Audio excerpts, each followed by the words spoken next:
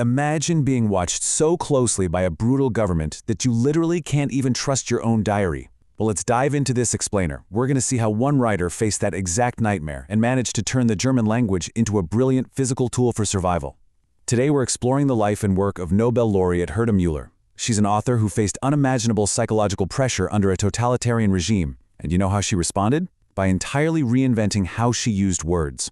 It's an absolutely fascinating look at the intersection of language, trauma, and ultimate defiance. The Swedish Academy perfectly hit the nail on the head when they described her work. They said she is someone who, with the concentration of poetry and the frankness of prose, depicts the landscape of the dispossessed. And it's so true. Müller doesn't just tell us what happened. She drops us right into the visceral, physical reality of people whose histories and identities were systematically stripped away by the state. She builds a world where the words themselves feel like they are practically fighting for oxygen. All of this incredible work culminated in 2009. That's the year Herta Mueller was awarded the prestigious Nobel Prize in Literature. And honestly, it's hard to overstate what a massive moment this was. You have an author who started out writing as a completely marginalized voice, doing it practically in secret, and suddenly she's elevated to the absolute pinnacle of the global literary stage. It wasn't just a victory for her personal artistry, though. It was a profound victory for the historical memory of the communities she writes about. These were groups caught behind the Iron Curtain, subjected to terrible persecution and erasure, whose stories had just been left in the dark corners of 20th century history. Almost overnight, her Nobel win brought that buried history to millions of readers all around the world. Okay, so here's our roadmap for this explainer. First, the 2009 Nobel laureate. Second, surviving the Securitate. Third, the language of resistance. Fourth, remembering the dispossessed. Fifth, reclaiming words through collage. And finally, number 6, why her work matters. Let's get right into it. Section 1. Surviving the Securitate. A Crucible of Fear. The story actually begins right here, in this unassuming rural house in Nizhegorod, Romania. Born in 1953 into the German-speaking Banat-Swabian minority, Müller's relationship with language was complicated from literally day one. German was her mother tongue, sure, but within communist Romania, it was deeply isolated. It was stigmatized by the community's dark past with National Socialism, and it was suffocating under an oppressive present. She grew up in an environment where silence was often way safer than speech, and where the language of her home was just totally caught between a horrific past and a terrifying present reality. And her life was marked by this relentless escalation of conflict with the state. After she finished her university studies in the 1970s, she took a job as a translator in a machine factory. It was a bleak, heavily monitored place. The brutal Romanian secret police, known as the Securitate, demanded that she spy on her colleagues and report back to them. And she flatly refused. She just told the agents she didn't have the character for it. Wow, that single, incredibly brave act of defiance kicked off a terrifying, decade-long ordeal. Her daily life was completely consumed by aggressive surveillance, psychological warfare, and outright death threats, which eventually forced her to seek asylum and flee to West Germany in 1987. Because the regime didn't just want to punish her, right? They wanted to break her spirit completely. They opened this massive surveillance file under the codename Christina. She was summarily fired from her factory job. She was subjected to mind-bending, repetitive interrogations that were specifically designed to confuse and terrify her. And perhaps worst of all, the state actively worked to alienate her from her own friends and family through these orchestrated defamation campaigns, officially labeling her a nest fouler. The goal was total psychological destruction. They wanted to make her feel completely alone, paranoid, and fundamentally unsafe in her own skin. Section 2. The Language of Resistance. Invented Perception. But incredibly, instead of breaking, Müller used the German language to forge a completely new, protective aesthetic. See, the state used what she called a tinny or Blechern language. It was this rigid, empty, bureaucratic speak designed entirely to crush individualism and enforce conformity. Every official form, every newspaper, every broadcast sounded exactly the same.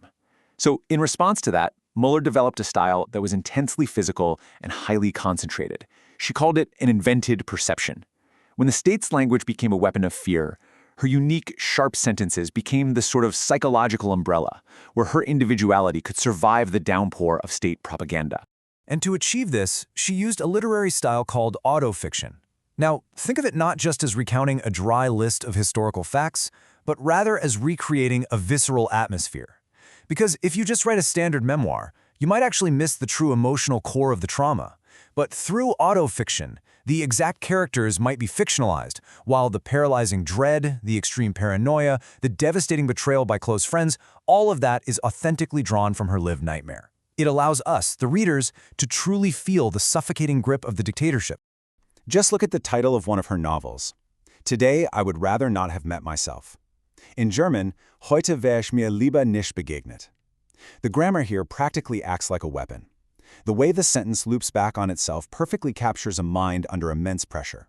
It shows an individual so heavily monitored, so thoroughly oppressed by the state, that they've become deeply alienated from their own body and their own mind.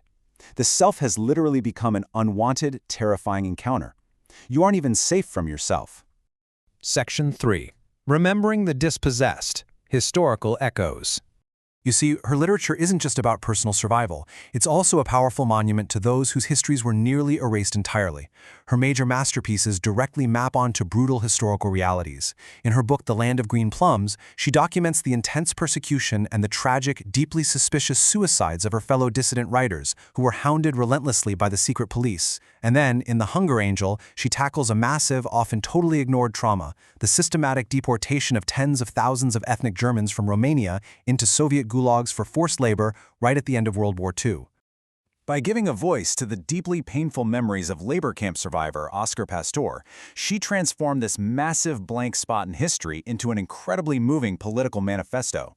The German title itself, Atemschaukel, which translates to breath swing, is a totally invented word that perfectly captures the delicate, rhythmic teetering between life and death in those starvation camps. She took the raw, factual horror of the gulags and elevated it through her unique poetic lens so the rest of the world could finally bear witness. Section 4. Reclaiming words through collage, a physical process. So this brings us to a really vital, staggering question. How do you actually write when language itself has been corrupted by the state? I mean, if the government practically owns the dictionary, how do you express your own truth? How do you even trust the words coming out of your own mouth or the pen in your hand when they've been used against you in interrogations, in propaganda, and in betrayals for so many years? Well, her solution was this fascinating, intensely physical methodology. She basically began carrying a pair of scissors with her everywhere she went. She would physically cut individual words out of magazines, newspapers, and advertisements. She was literally hijacking the mass media's language. Then, she'd sort these thousands of tiny paper scraps alphabetically into little drawers in her home, and finally glue them onto postcard-sized paper to form her poems. It's brilliant, really. Once glued, the word is fixed. The decision is final. She literally took the language back, physically, one single word at a time. Critics often note that she composes with scissors, or dichtet mit der Schere, and this aesthetic of atomization turns literal societal scraps into deeply impactful poetry. By physically removing words from their manipulative, commercial, or bureaucratic contexts and pasting them into unexpected surreal configurations, she reclaims absolute control over them. It is a deeply tactile rebellion against the state that tried to dictate every single narrative. She proved that even the regime's own printed materials could be disassembled and turned into art that defies them. Section 5. Why her work matters, beyond the literature.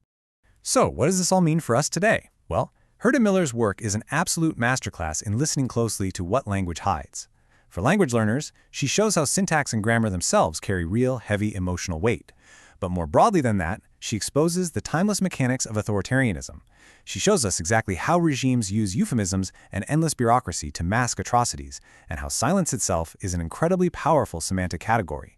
She proves without a doubt that human expression can adapt, endure, and strike back, even under the most extreme, crushing pressure. I want to leave you with this final thought to consider about the incredible fragility and the immense power of the words we consume every single day. In an era saturated with misinformation and political spin, how can reading Mueller act as an immunization program against modern propaganda in our daily lives? Think about the headlines, the forms, the political speeches you hear right now. What are they really trying to say? Thank you for joining me on this explainer. Keep questioning and always keep reading between the lines.